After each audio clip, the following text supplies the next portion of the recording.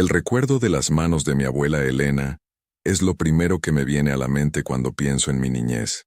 Manos arrugadas, manchadas por el sol de una vida entera, pero siempre tibias, siempre dispuestas a sobar un golpe o a preparar un té de manzanilla que curaba no solo el cuerpo, sino el alma.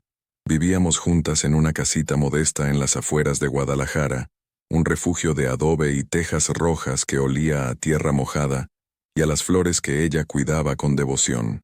Yo era su única familia, y ella, el ancla de mi mundo.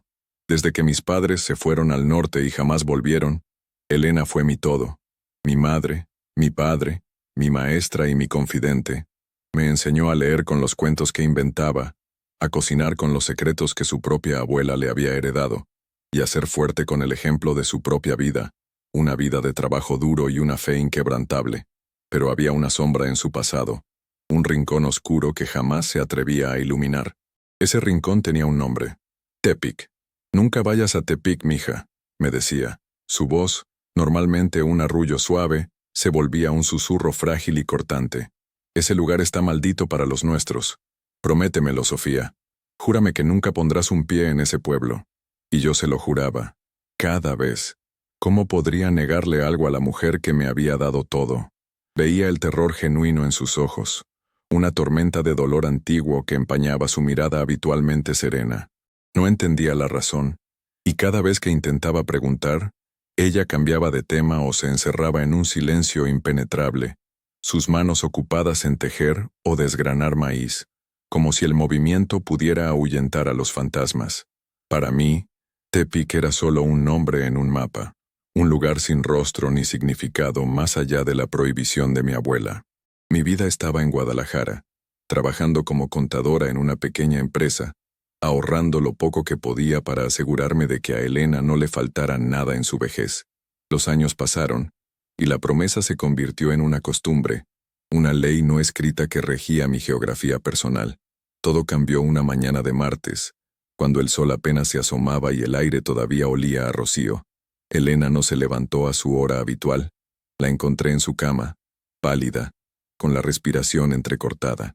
El diagnóstico del doctor fue un golpe seco y brutal, una insuficiencia cardíaca avanzada.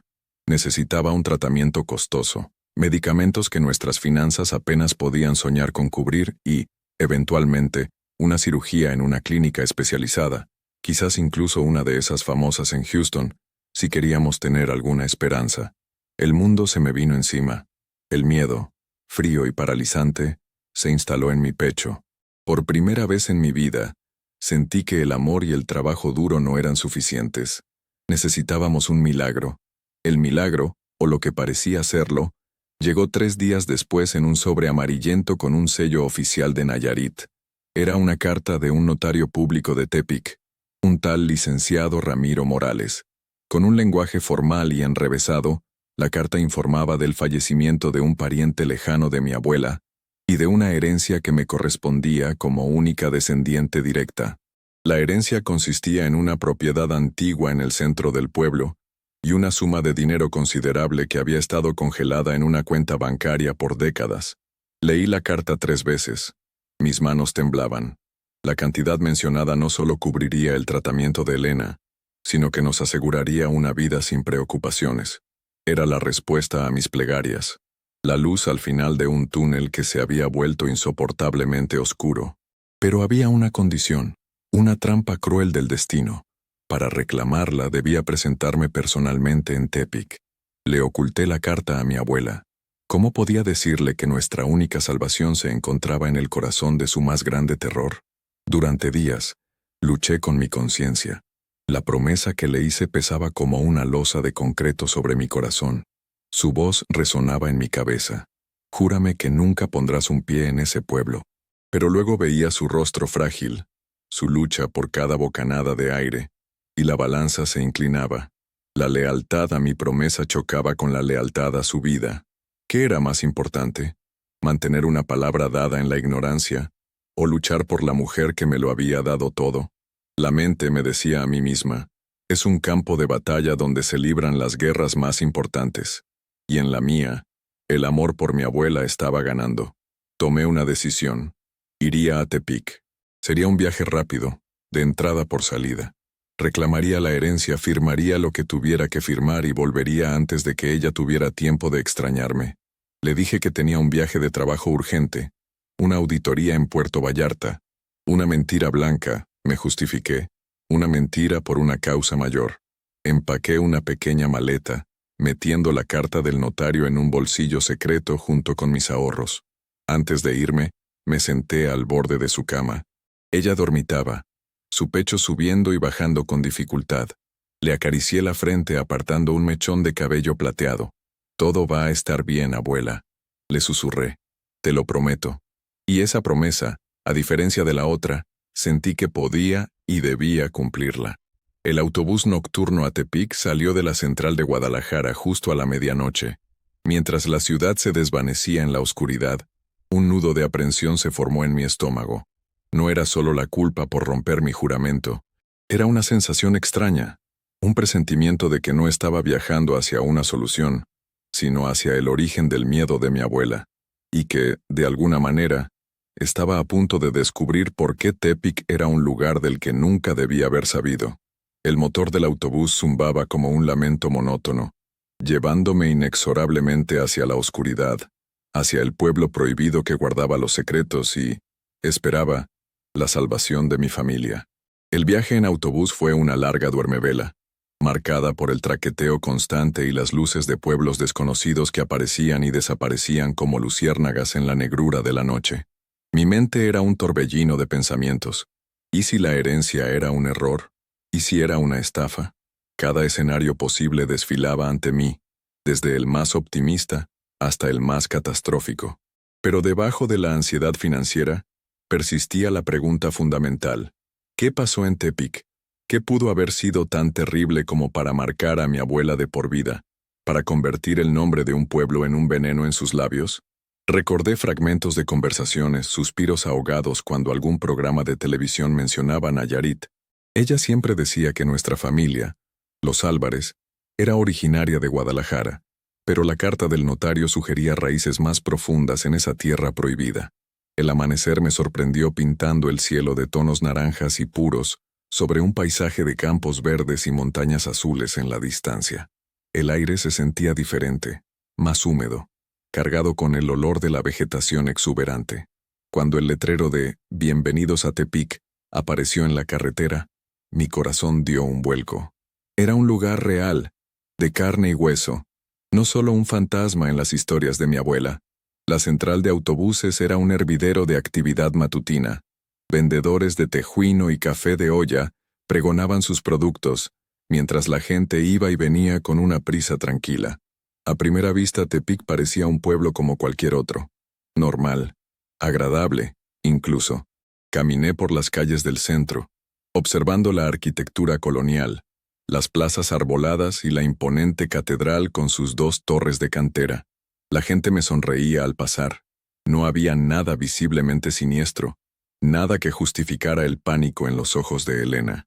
Y sin embargo, no podía quitarme de encima una sensación de extrañeza, como si estuviera caminando en un escenario donde los actores sabían algo que yo no. Era la forma en que los nombres se repetían. En las placas de las calles, en los frentes de los negocios, en los monumentos de las plazas, un apellido aparecía una y otra vez. Montenegro, Plaza Montenegro, Textiles Montenegro, Fundación Montenegro. Parecía que esa familia era dueña de todo el pueblo. Encontré un pequeño hotel cerca de la plaza principal y me registré. La habitación era sencilla pero limpia, con un balcón que daba a un patio interior lleno de macetas con geranios. Dejé mi maleta y me miré al espejo. Las ojeras delataban mi noche de insomnio. Me lavé la cara, me puse un vestido discreto y me armé de valor para llamar al notario. El licenciado Morales me citó en su oficina esa misma tarde. Tenía unas horas para matar, así que decidí hacer algo que sentí como una pequeña traición. Explorar. Quería entender el lugar, sentir su pulso. Caminé sin rumbo fijo, dejándome llevar por las calles empedradas. En una pequeña librería de viejo, encontré un libro sobre la historia de la región. Mientras lo hojeaba, sentada en una banca del parque, mi dedo se detuvo en una fotografía en blanco y negro. Mostraba a un grupo de hombres elegantes, de pie frente a una gran casona. El pie de foto decía, Hacendados de la región, circa 1950. Entre ellos, don Alejandro Álvarez y don Ricardo Montenegro. Mi corazón se detuvo. Alejandro Álvarez era mi bisabuelo, y allí estaba, sonriendo, al lado de un hombre con una mirada dura y penetrante. Un Montenegro. Eran amigos, o al menos socios. ¿Qué pudo haber salido tan mal? La oficina del licenciado Morales estaba en un edificio antiguo, con pisos de madera que crujían a cada paso. El hombre que me recibió era mayor, con el cabello completamente blanco y unos lentes gruesos que magnificaban sus ojos nerviosos. Me ofreció un vaso de agua con manos temblorosas. Señorita Álvarez, comenzó, su voz apenas un murmullo. Es un honor.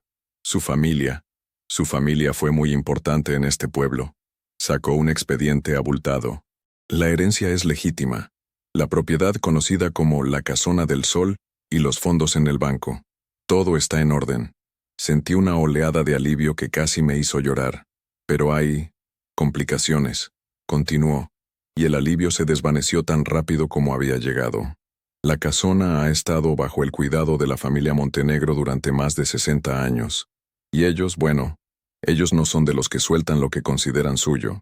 Me explicó la historia en susurros como si temiera que las paredes tuvieran oídos. Mi bisabuelo, Alejandro, y el viejo Ricardo Montenegro habían sido los hombres más ricos y poderosos de la región. Eran socios en el negocio del tabaco y el azúcar. Celebraban sus éxitos en grandes fiestas. Incluso viajaban a la Ciudad de México para cenar en los restaurantes más lujosos de Polanco, donde cerraban tratos que cambiaban el destino de miles de personas. Pero hubo una disputa, un desacuerdo que terminó en tragedia. Mi bisabuelo murió en un accidente de casa. Poco después, mi abuela Elena, entonces una jovencita, huyó de Tepic con lo puesto, aterrorizada, y nunca más volvió. Los Montenegro, convenientemente, se hicieron cargo de todos los activos de los Álvarez, alegando deudas y acuerdos verbales. Nadie se atrevió a contradecirlos, dijo Morales, secándose el sudor de la frente. Entonces y ahora, los Montenegro son la ley en Tepic. Entonces, ¿qué podemos hacer?, pregunté, mi voz sonando más firme de lo que me sentía. La ley está de mi lado. Los documentos están aquí. El notario sonrió con tristeza. Señorita, en Tepic, los Montenegro tienen sus propios documentos y su propia ley. Reclamar esa herencia no será tan simple como firmar un papel. Será una guerra, y ellos no pelean limpio. Me aconsejó aceptar una oferta que seguramente me harían una fracción del valor real y marcharme. Por su seguridad, añadió. Salí de la notaría con la cabeza dándome vueltas. La sensación de ser observada se había intensificado. Ahora, cada vez que veía el apellido Montenegro, sentía un escalofrío. La normalidad del pueblo se había resquebrajado, revelando una estructura de poder siniestra que se ocultaba a plena vista. La herencia ya no era solo dinero para el tratamiento de mi abuela. Se había convertido en una cuestión de justicia, un legado de mi familia que había sido robado. Volví a mi hotel y saqué la carta. Mi mano se detuvo en el bolsillo secreto de la maleta. No solo estaba la carta. Mi abuela, en un momento de lucidez antes de mi partida, debió haber deslizado algo más. Era un pequeño diario de cuero, atado con un listón descolorido. La caligrafía en la primera página era inconfundible. Propiedad de Elena Álvarez. Mi abuela no solo me había prohibido venir. De alguna manera, en el fondo de su corazón herido, sabía que algún día tendría que hacerlo. Y me había dejado un mapa para navegar por la oscuridad. Abrí el pequeño diario con un cuidado reverencial, el cuero crujiendo suavemente bajo mis dedos, el olor a papel viejo y a un perfume de gardenias. El favorito de mi abuela llenó la habitación del hotel, transportándome por un instante a su lado. Las primeras páginas estaban llenas de la caligrafía inocente de una adolescente, pensamientos sobre el clima, descripciones de vestidos, los nombres de chicos que le parecían guapos. Era un vistazo a una vida que le fue arrebatada, una normalidad que se evaporó. Pero a medida que avanzaba, el tono cambiaba. Las anotaciones se volvían más esporádicas, la letra más apretada y urgente. Hablaba de su padre, mi bisabuelo Alejandro, y de su socio, Don Ricardo Montenegro. Al principio los describía con admiración, hombres poderosos que construían un imperio.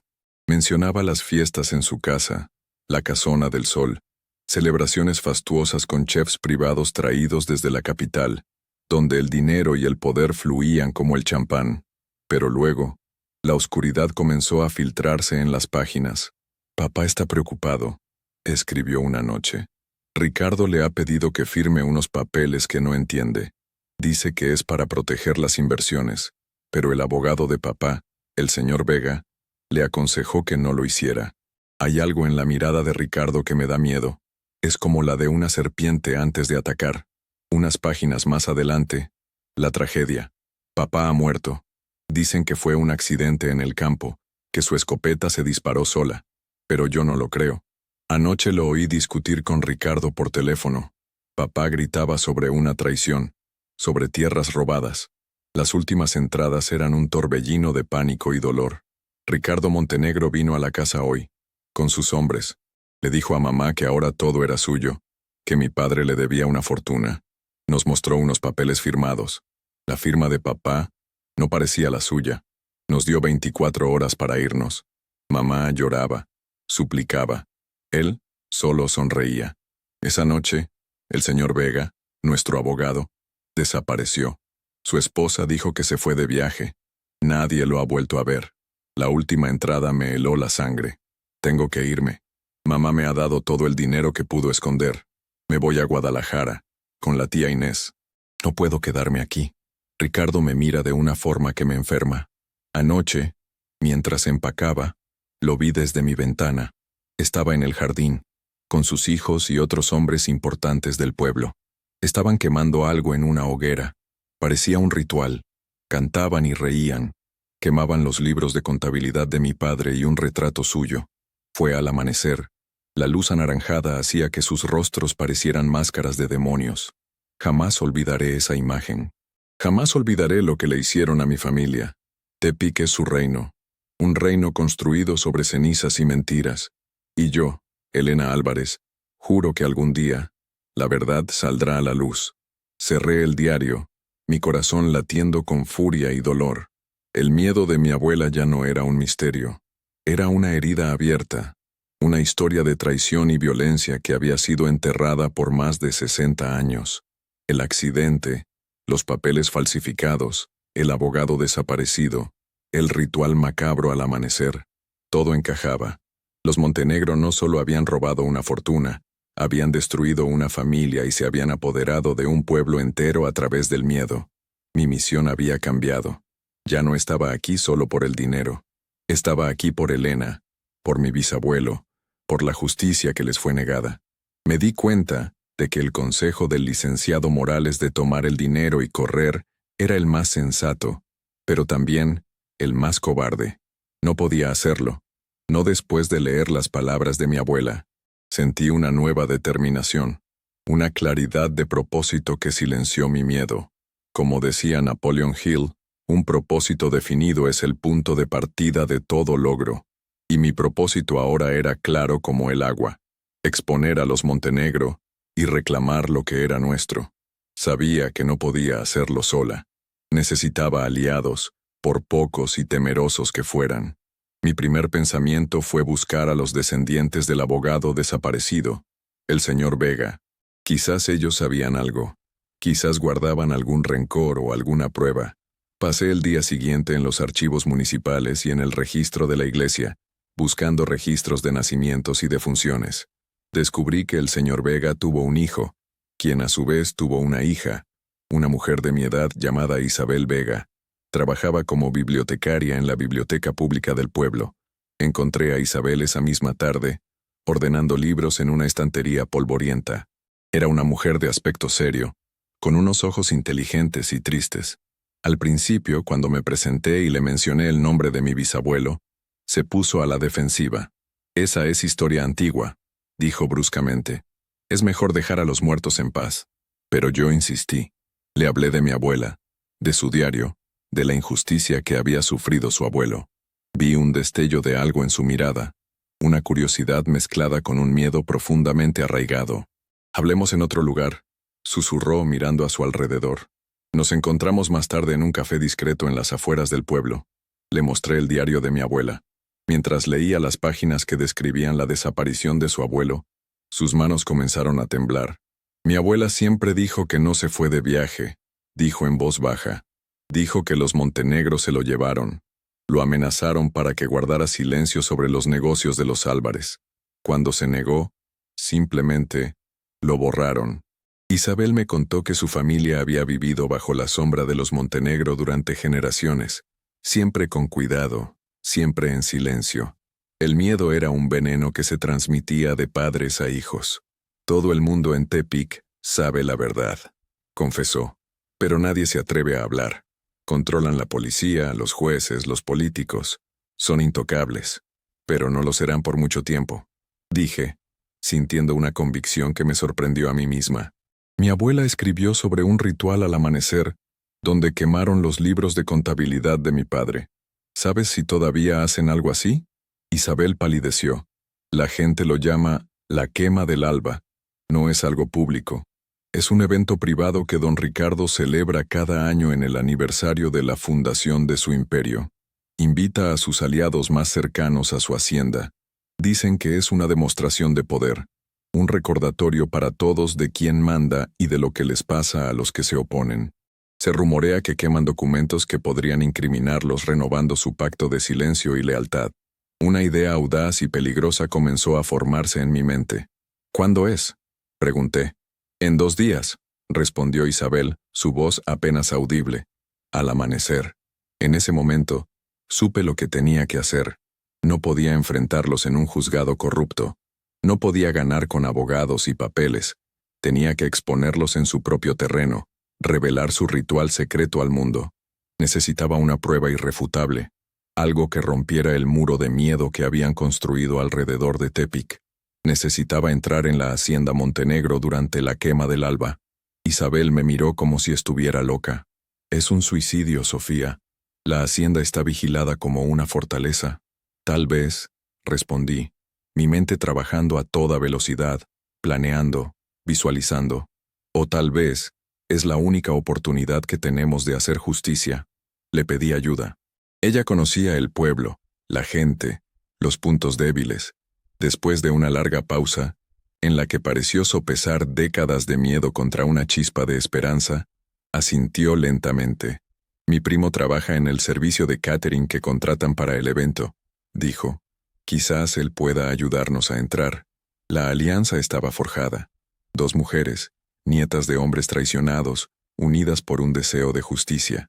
El plan era una locura, pero era el único que teníamos. La cuenta regresiva para el amanecer había comenzado. La tensión en los 2 días siguientes fue casi insoportable. Cada sombra parecía una amenaza, cada rostro desconocido un espía. Isabel y yo nos movíamos con la cautela de fugitivas en nuestro propio pueblo. Su primo Javier, un joven nervioso pero de buen corazón, aceptó ayudarnos. El miedo en sus ojos era evidente, pero el resentimiento hacia los Montenegro, quienes trataban a sus empleados con desdén, era más fuerte. El plan era simple en su concepción y endiabladamente complejo en su ejecución. Yo me haría pasar por una de las ayudantes de cocina adicionales que el servicio de catering contrataba para eventos grandes. Javier me conseguiría un uniforme y una credencial. Una vez dentro de la hacienda, tendría que separarme del grupo y encontrar un lugar desde donde pudiera grabar el ritual sin ser vista. Mi teléfono móvil, con su cámara de alta definición, sería mi única arma. Pasé las horas previas repasando cada detalle, cada posible contingencia. Mi mente era un hervidero de estrategia y miedo. Me recordaba a mí misma las enseñanzas de los libros de desarrollo personal que tanto me gustaba leer, esos que hablaban de convertir el miedo en un motor, no en un freno. La acción es el gran restaurador y constructor de la confianza, había leído una vez. Y yo estaba a punto de poner esa teoría a la prueba más dura de mi vida. La noche antes del evento, recibí una visita inesperada en mi hotel. Un hombre alto y elegantemente vestido, con un traje que gritaba dinero y poder, tocó a mi puerta. Se presentó como Javier Montenegro, el nieto de don Ricardo. Era guapo de una manera depredadora, con la misma mirada de serpiente que mi abuela había descrito en su diario. «Señorita Álvarez», dijo con una sonrisa que no llegó a sus ojos. «Hemos oído que está en el pueblo, reclamando viejas propiedades. Tepic ha cambiado mucho. Las cosas del pasado es mejor dejarlas en el pasado». Su tono era meloso, pero la amenaza era inconfundible. Me ofreció un cheque. «Considere esto un gesto de buena voluntad de mi familia. Una ayuda para que pueda volver a Guadalajara y cuidar de su abuela». La cantidad era considerable, suficiente para tentar a cualquiera. Pero yo vi el cheque por lo que era. Un insulto, el precio de mi silencio. Lo miré a los ojos y empujé el cheque de vuelta hacia él. «No estoy interesada en su caridad, señor Montenegro. Estoy aquí por lo que es mío por derecho». La sonrisa desapareció de su rostro. «Es una lástima», dijo, su voz ahora fría como el hielo. «Mi abuelo siempre dice que hay dos tipos de personas en este mundo. Las que entienden cómo funcionan las cosas y las que aprenden por las malas. Espero que usted sea del primer tipo». Se dio la vuelta y se fue, dejándome con el corazón martillando contra mis costillas. La amenaza ya no era velada. Era una declaración de guerra. Esa noche no dormí. La confrontación con Javier Montenegro había solidificado mi resolución. Estos no eran solo ladrones. Eran matones que se habían escondido detrás de una fachada de respetabilidad durante décadas. Mientras me preparaba en la oscuridad de la madrugada, vistiéndome con el uniforme de catering que Javier, el primo de Isabel, me había traído, sentí que no solo estaba luchando por mi familia, sino por todas las familias que los Montenegro habían intimidado y silenciado. Me encontré con el equipo de catering a las 4 de la mañana. Nadie me prestó atención, demasiado ocupados con las ollas y las bandejas. La camioneta nos llevó por un camino privado que serpenteaba a través de vastos campos de agave, hasta llegar a una imponente reja de hierro forjado. Las puertas de la hacienda Montenegro se abrieron para nosotros. El lugar era un monumento a la opulencia, una enorme casona de estilo colonial, rodeada de jardines meticulosamente cuidados y fuentes de cantera, pero bajo la belleza sentí una frialdad, una energía opresiva que parecía emanar de las propias paredes. Una vez en la cocina, el caos organizado del servicio de catering me proporcionó la cobertura perfecta. Mientras todos se apresuraban a preparar el desayuno para los invitados, me deslicé por una puerta de servicio hacia los jardines traseros. El aire de la madrugada era frío y olía a jazmín y a tierra húmeda. Mi corazón latía tan fuerte que temía que alguien pudiera oírlo. Guiada por las indicaciones que Isabel me había dado, basadas en los chismes de su primo, me dirigí hacia un claro alejado de la casa principal, oculto por una arboleda de amates centenarios. Encontré el lugar perfecto, detrás de unos arbustos densos en una pequeña elevación del terreno, con una vista clara del claro. Desde allí, podía ver una pira de leña cuidadosamente apilada en el centro. Poco a poco, los invitados comenzaron a llegar. Eran hombres en su mayoría, vestidos con guayaberas finas y pantalones de lino. Reconocía algunos de los rostros más importantes de Tepic: el jefe de la policía, el presidente municipal, dueños de negocios locales. Todos saludaban con deferencia a un anciano que caminaba apoyado en un bastón de madera tallada. Don Ricardo Montenegro, a pesar de su edad, se movía con un aire de autoridad absoluta. Sus ojos pequeños y brillantes lo escudriñaban todo. Se paró junto a la pira, y el silencio se hizo absoluto. «Amigos, familia», comenzó su voz, sorprendentemente fuerte y clara en el aire quieto de la madrugada. «Nos reunimos un año más para celebrar la fundación de nuestro progreso, para recordar que la unidad y la lealtad son los cimientos de nuestra prosperidad». Sacó una caja de madera ornamentada, y para purificar el pasado, para asegurarnos de que las sombras de viejos rencores no oscurezcan nuestro futuro. Uno a uno, sus invitados se acercaron y depositaron en la pira viejos libros de contabilidad, carpetas con documentos, papeles amarillentos. Entendí que estaban destruyendo cualquier evidencia de sus tratos sucios, de sus crímenes compartidos. Estaban renovando su pacto de impunidad. Saqué mi teléfono, asegurándome de que el flash estuviera apagado, y comencé a grabar. Mis manos temblaban, pero las mantuve firmes. Entonces, ocurrió lo que mi abuela había descrito, la imagen que la había aterrorizado toda su vida. Don Ricardo tomó un objeto de la caja. Era un retrato antiguo, enmarcado en plata. Era mi bisabuelo, Alejandro Álvarez. Recordemos también a aquellos cuya ambición y debilidad amenazaron con destruir todo lo que hemos construido, dijo don Ricardo con una sonrisa cruel. Recordemos la necesidad de podar las ramas secas para que el árbol pueda crecer fuerte. Y con un gesto teatral, arrojó el retrato de mi bisabuelo a la pira. Las llamas lo envolvieron al instante, el rostro sonriente de Alejandro retorciéndose en el calor antes de desaparecer en cenizas. El grupo aplaudió. En ese momento, el sol comenzó a salir, bañando la escena con una luz anaranjada y fantasmal, exactamente como Elena lo había descrito. Sus rostros, iluminados por el fuego y el amanecer, parecían máscaras de demonios. El terror de mi abuela se hizo mío. No era un fantasma, no era una maldición. Era la maldad humana, pura y sin adornos, celebrando su victoria sobre la decencia y la justicia. El horror me paralizó por un segundo. Un crujido de una rama seca a mi lado me devolvió a la realidad. Uno de los guardias de seguridad que había estado patrullando el perímetro me había visto. Nuestros ojos se encontraron. Su rostro mostró sorpresa, luego comprensión y luego una alarma furiosa. No gritó, simplemente levantó su radio a la boca. Era el momento de correr. El grito ahogado del guardia en su radio fue la señal de salida que mi cuerpo necesitaba.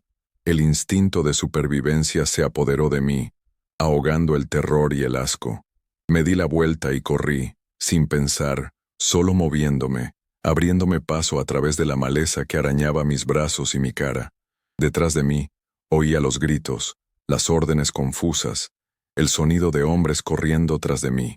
La hacienda, que antes parecía un paraíso opulento, se había convertido en una trampa mortal. Mi única ventaja era que ellos no sabían quién era yo exactamente, solo que una empleada de cocina había estado donde no debía. Recordé el mapa mental que había trazado con Isabel. Había un viejo muro de piedra en el límite este de la propiedad, cubierto de hiedra y parcialmente derruido en una sección, según Javier. Era mi única vía de escape. Corrí hacia esa dirección, con los pulmones ardiendo y el corazón a punto de estallar. El teléfono estaba firmemente agarrado en mi mano. Era la prueba, la razón de todo este riesgo. No podía perderlo. Oía los ladridos de los perros de seguridad acercándose. El miedo me dio alas. Vi el muro a lo lejos, una línea oscura contra el cielo cada vez más claro. Me esforcé al máximo, saltando sobre raíces y esquivando ramas bajas.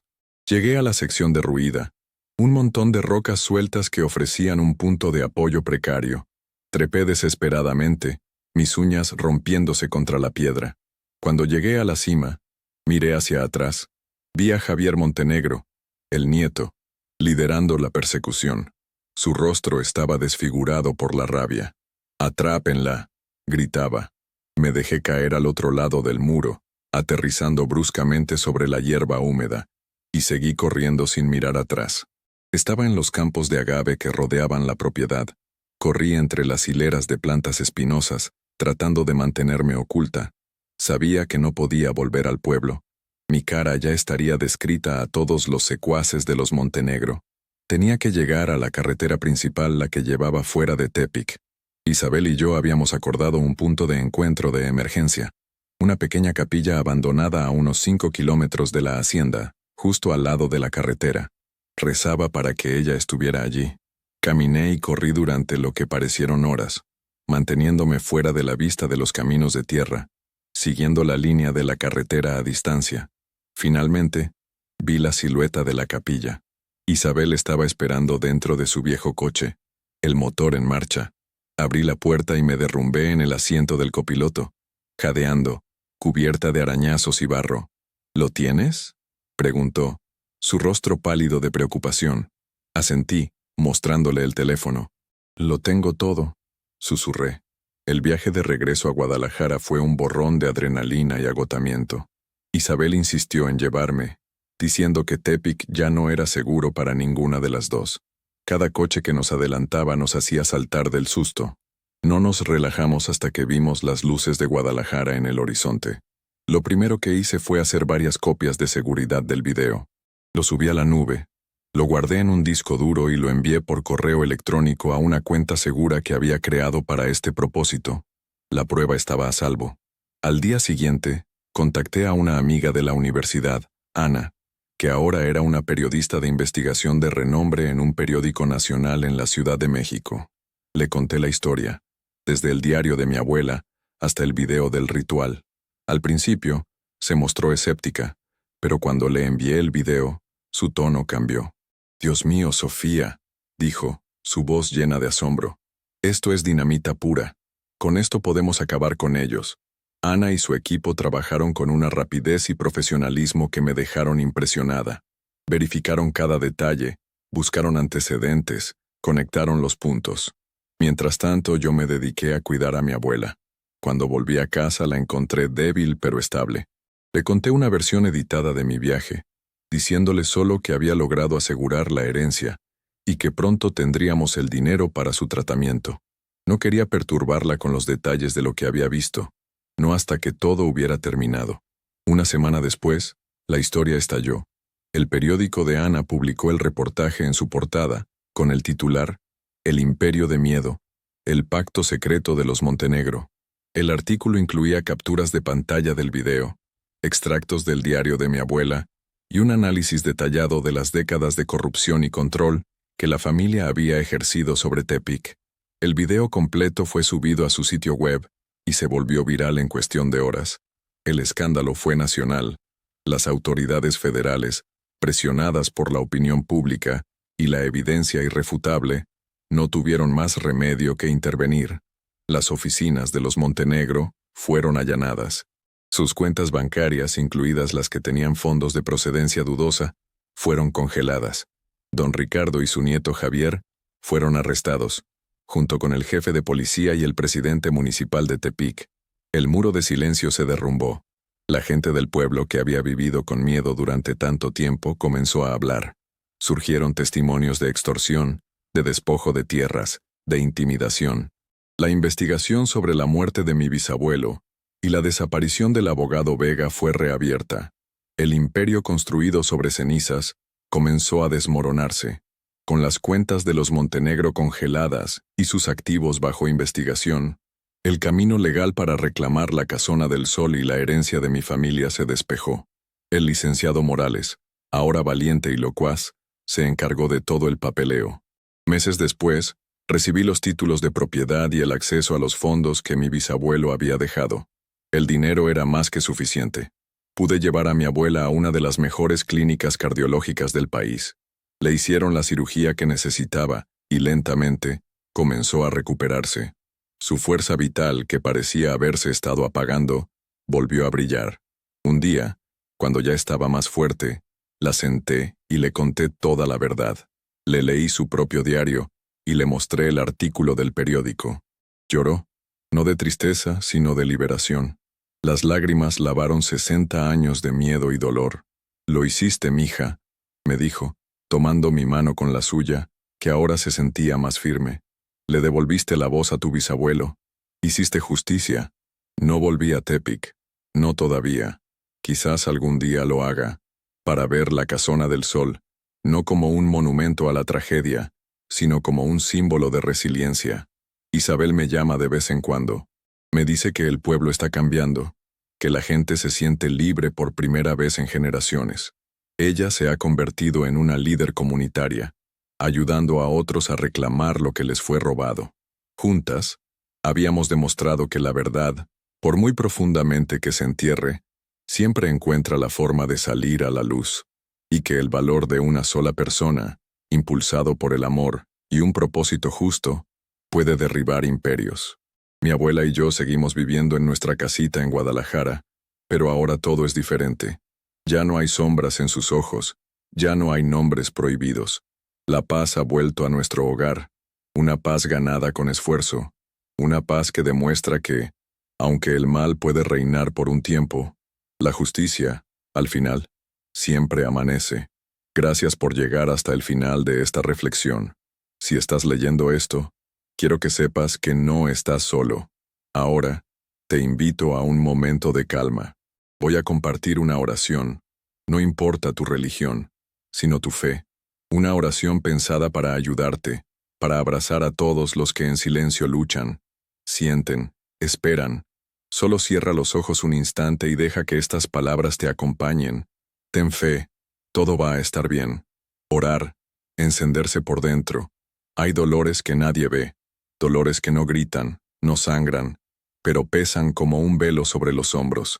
Esos que uno carga en silencio, tratando de entender, de seguir, de soportar. Pero hay un momento, y yo he estado ahí varias veces, en que el esfuerzo cansa, la mente se rinde, y algo dentro de uno se arrodilla, no por debilidad, sino por verdad. Es en ese instante cuando la oración comienza, o mejor dicho, aparece. No esa hecha con palabras bonitas o promesas apresuradas, sino la que brota de un lugar tan profundo que ni siquiera tiene nombre, como un susurro del alma diciendo, ya no puedo sola. Orar, descubrir, no es pedir, es recordar. Recordar quiénes somos cuando el ego se aquieta.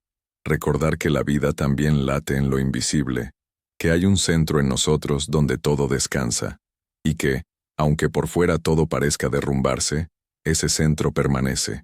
A veces, orar es simplemente cerrar los ojos y recogerse como una flor que siente el frío de la noche.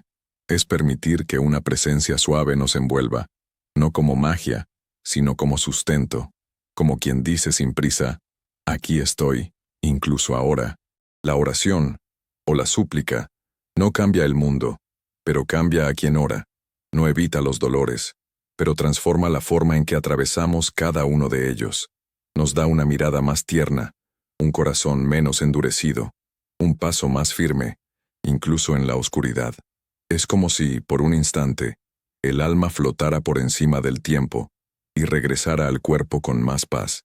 No una paz ruidosa, sino esa que solo quien ha pasado por el caos puede reconocer. Orar es afinar la escucha. La mente se calla y la intuición despierta. Las respuestas no siempre vienen en palabras. A veces son solo percepciones, toques sutiles, un calor en el pecho. La oración ilumina lo que estaba turbio, deshace nudos que ni sabíamos que teníamos. Y lo más bonito es que no tiene que ser complicado. Orar es hablar con Dios, con el universo, con esa inteligencia amorosa que nos habita y nos envuelve, incluso cuando lo olvidamos. Y no tiene que sonar bonito. No necesitas saber rezar. No necesitas entender nada sobre la fe. Puede ser un desahogo en la ducha, una lágrima en la almohada, una frase susurrada antes de dormir. Cuídame. Puede ser incluso el silencio, cuando el dolor es tan profundo que no salen palabras. Dios entiende todo eso. El universo escucha lo que el corazón no sabe decir. No hay una forma correcta. Hay presencia. Y cada vez que nos permitimos ese encuentro, aunque sea sin ritual, aunque sea sin certeza, es oración. Es tan simple, tan al alcance. Orar es solo recordar que no estamos solos. Y entonces, un día, sin darnos cuenta, nos volvemos oración. La forma de caminar, de tocar, de callar, todo empieza a vibrar distinto. Ni siquiera hace falta decir nada. Solo estar ahí, ya es oración viva. Y hasta en los días en que no logramos orar, y sí, hay días así, el alma sigue orando por nosotros. El espíritu no olvida de dónde viene. Al final, orar es eso, encenderse por dentro. Y dejar que esa luz nos guíe, incluso cuando no sabemos el camino. Por cierto, si esta historia te ha gustado, déjame un comentario abajo. Cuéntame desde qué rincón del mundo me lees. Me llena el corazón saber hasta dónde llegan nuestras palabras. Y si tienes alguna idea o algún asunto que te gustaría que se convirtiera en una futura historia, soy todo oídos. Sus sugerencias son mi mayor inspiración. Como un pequeño agradecimiento por tu apoyo y por formar parte de esta comunidad, he dejado un par de recetas de mis tés favoritos y unos postres sin azúcar en el primer comentario fijado. Es una forma de cuidar de nosotros. Que Dios te bendiga, te proteja y te cuide siempre a ti y a los tuyos.